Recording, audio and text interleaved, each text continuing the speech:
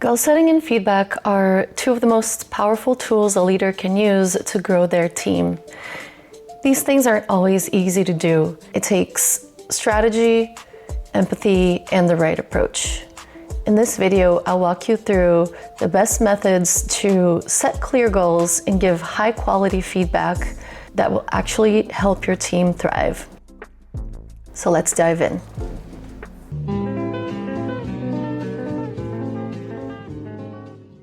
The first thing you want to do is set clear goals.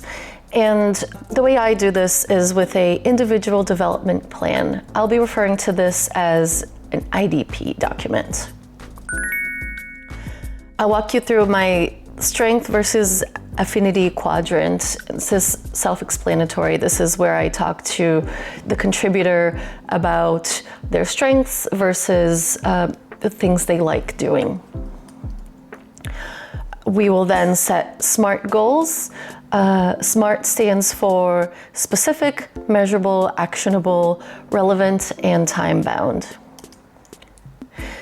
This will be a living, breathing document, meaning as things change, content within it can also change. And this document can then be a great tool for reference when performance reviews come around. So I'll be walking you through some practical examples of what an IDP process might look like. For my first example, I've got John Doe here, and this is a pretty experienced engineer, and he's got enough institutional knowledge where he's the main person to maintain this legacy application. It's a legacy code base. So I've asked him, what are the things you like doing? What are the things you're good at? What are the things you'd like to be good at that really interests you, but you're not quite there skill-wise yet? So say he told me that while he's really good at maintaining the legacy code, it's not something he's passionate about. So we made note of that here. We put it in the lower affinity and high strength part of the quadrant. And he said that because of his institutional knowledge, he's been very good at collaborating with external teams and working through the integrations or platform services. He's gotten really good at that. He has dipped his toes in the front-end stack, but he is not as comfortable as he'd like to be in that area, but he is interested in it. And he also expressed that he would like to be more involved in mentoring more junior engineers.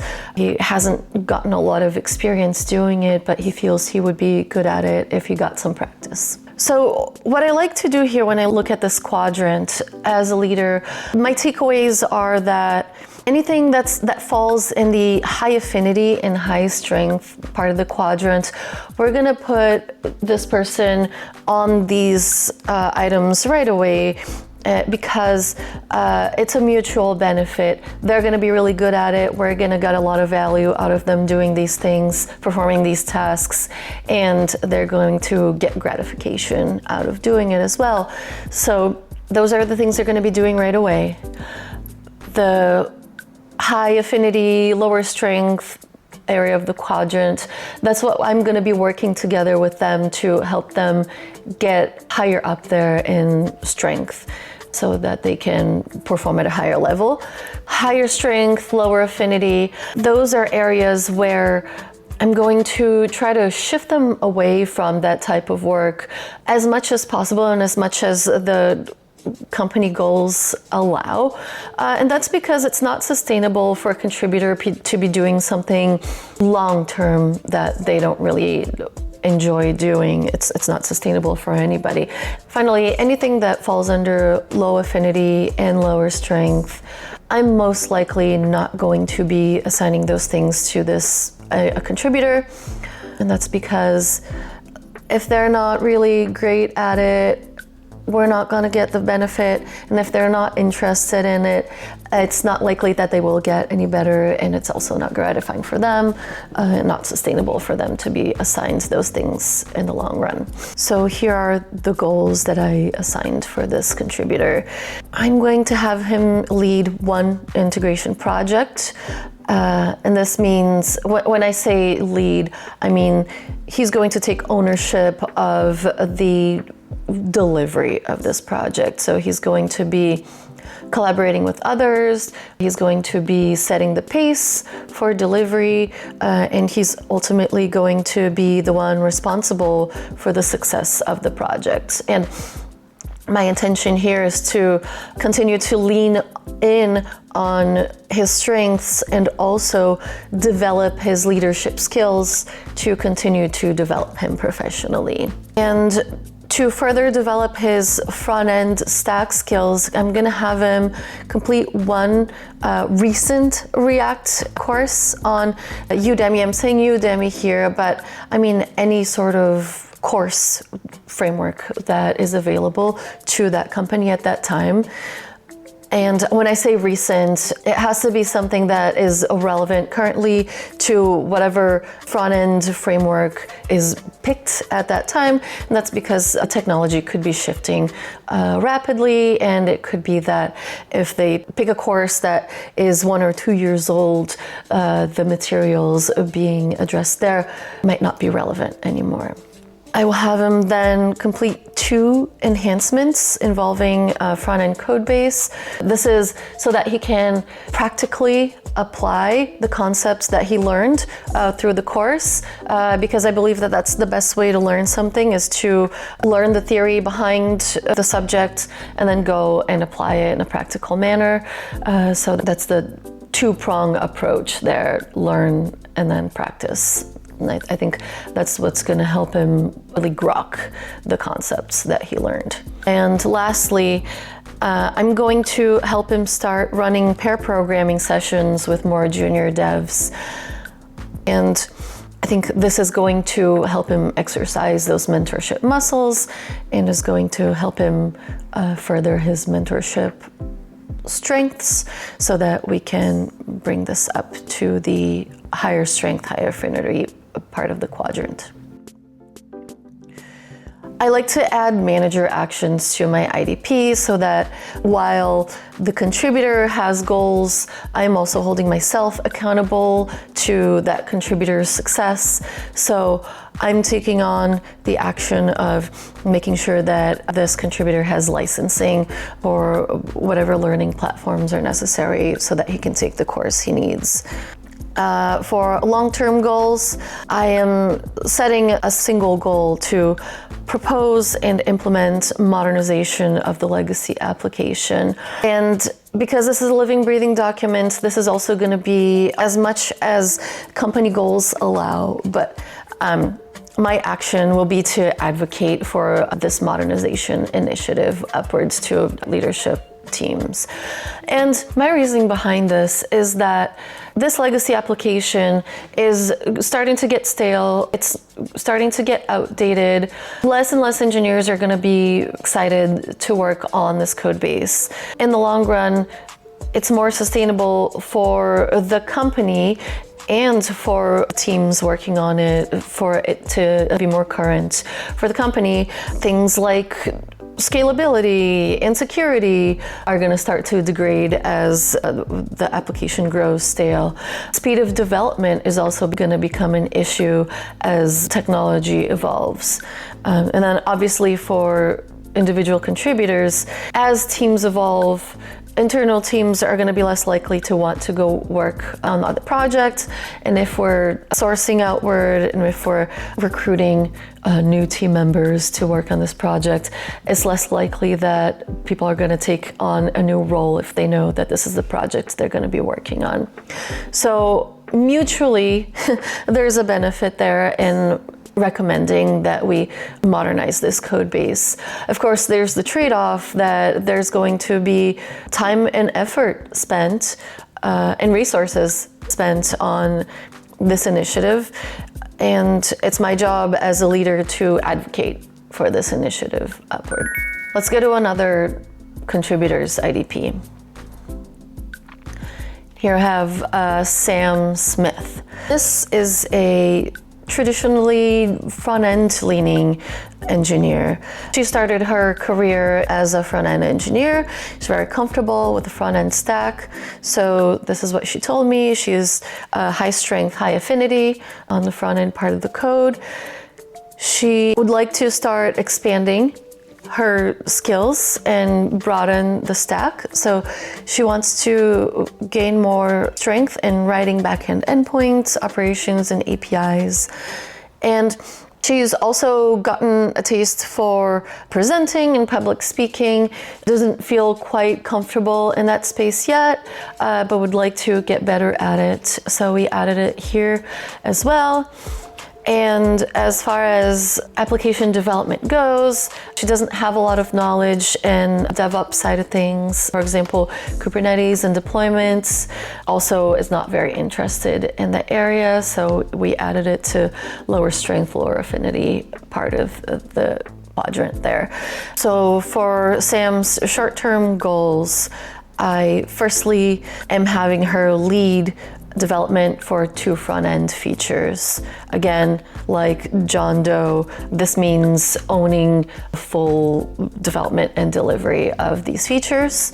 This can mean delegating the work to some, it can mean an independent project. It all depends on what comes down the roadmap, and it can be flexible. I'm gonna have her complete one Java and or Python course on Udemy, any backend language that we are currently using for a backend stack. And this is to satisfy this point in the quadrant.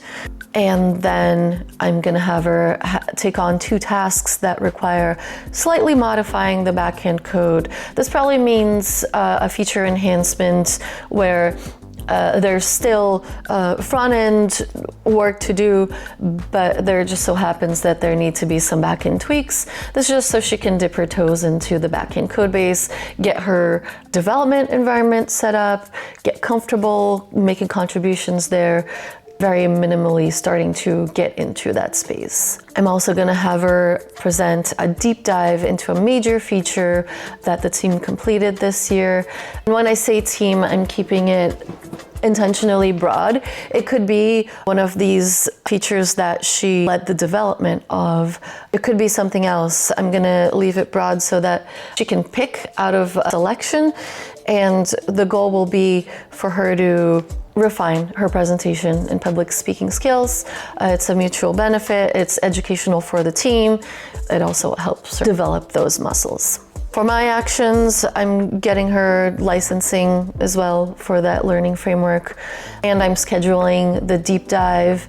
This is so that I can hold her accountable. And then for long-term goals, I will have her complete 2 new backend features or major enhancements. And I will have her, once she does that, I will have her lead a backend project. And this is throughout the course of 1 to 5 years. So it all depends on how quickly she progresses through that backend learning process while she continues to deliver value developing front-end features as well. So as we go through that goal setting process, it's important to foster a growth mindset. This is why all the actions that I've put on that document involve growing that individual professionally. I could have very easily set goals that were strictly advancing my organizational goals. For example, must deliver A, B, C projects, but these actions are going to be growth mindset actions. So they're going to involve things like on-the-job training, like leading a new project, workshops and courses, mentorship and coaching, like pairing or shadowing, cross-functional projects, like gaining experience outside of their direct role. These are all things that are going to grow that professional. Now, let's dive into actual feedback methods. One method that I'm a big fan of is the good now, better if method. And this is an alternative to traditional feedback sandwich method, if you've ever heard of it. The traditional feedback sandwich method is where you take good feedback, you give that first, and then you talk about areas for improvement, and then you give good feedback again, and that's meant to cushion the potential impact of any negative emotions around that area for improvement. Good now, better if is more growth mindset oriented, where it highlights good behavior and then it recommends adjustments so that that contributor can perform even better than they have been in the past. So say I have one contributor who is a very skilled, almost at architect's level, and they spent a lot of time planning and designing a new project, but they were so thorough that they blocked the development because they just spent too much time planning and delayed the start of the project. Here's what that feedback might look like. For good now, you are very thorough and detail-oriented in the planning phase for this project.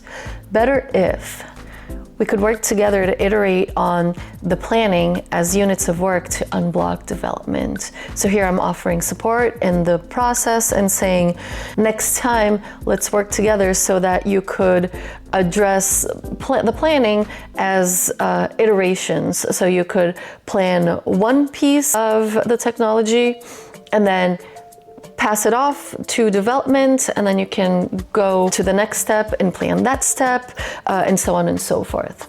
Here's another example. Say I have a newly promoted manager who was promoted because he was a very good individual contributor, so is shifting from being very hands-on to taking on more leadership and managerial responsibilities. So here my feedback is, you did a great job supporting the team and making sure deadlines were met. Better if your leadership would be even stronger if you delegated more tasks to empower your team members. So this is me saying, now that you're a manager and you have more managerial responsibilities, here's how you start delegating. And that way they're not spreading themselves so thin and they're able to continue to transition to that managerial role. For another example, say I have one engineer who is a great mentor, is very willing to sit with other contributors and walk them through institutional knowledge and walk them through the technologies that we use and our code bases and why our application works the way it does. And that's great, but I'm noticing that they're spending a lot of time with the contributors and on calls, in conversations, and it's starting to eat away at their actual coding time. And that's okay, that's to be expected of somebody who is getting more and more into a leadership role. However, there are more efficient ways to do this. So here's my feedback. The good now is, you did a great job clarifying technical questions and upskilling our team members. The better if is, we could start documentation and diagrams based on frequently asked questions so that people can refer to them asynchronously. Meaning, if you make these documents, people can go and look at the documents before reaching out to you for live chats. And that's just a more efficient use of everybody's time.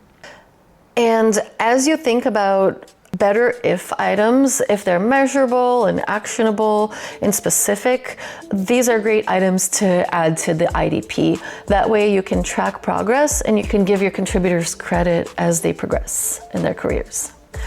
Next point is to be specific. So be sure to pinpoint feedback to a specific situation so that the recipient knows how to act on it. So the feedback is most effective if you can tie it directly to a specific situation, specific time, date, project, behavior. It's most actionable that way.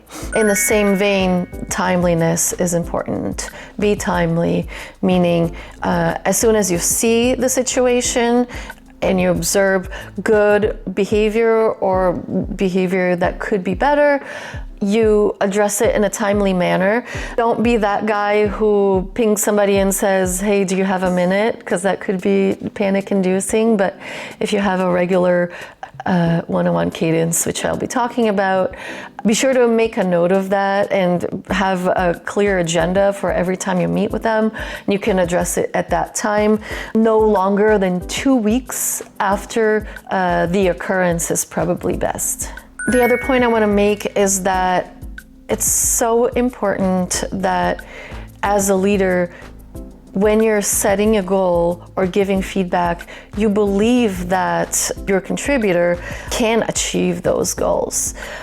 There's so much power in being led by someone who believes in you. I can personally say from experience that some of the times where I grew most exponentially was when I had leaders who believed in me and set goals for me that I didn't even know I could achieve, and set the bar high for me in a way that wasn't just demanding progress. It was in a supportive way where I felt like I was in a safe space where I could potentially fail, but my leader had confidence that I was eventually gonna succeed in my endeavors. And those were the times where I most thrived in my career. So please adopt a growth mindset and believe in your reports. Believe that they can succeed and can accomplish the goals that you've set out for them. Two-way feedback is super important too. Don't just make statements to your people as you're giving them feedback. Ask questions as well. For example, how do you feel about your progress? How do you think that situation could have gone better? What challenges are you facing? What support do you need to reach your goals? Questions like these not only help you understand where your report is coming from, but also helps them learn how to think about their own progress. Regular check-ins, like I said, with the timeliness, this gives you a chance to address behavior in a timely manner. So having a regular one-on-one cadence where you can revisit that member's goals, acknowledge improvement as you see it. Another thing that I love doing here, if I see progress that wasn't part of a goal that we set for that contributor, if I see them growing in a certain unexpected area, I love going back to their IDP and retroactively giving them credit for it and adding it to their goals and saying, this wasn't a goal, but you've grown in this area, so let's give you credit here. And then I like using that in their performance review to show their progress.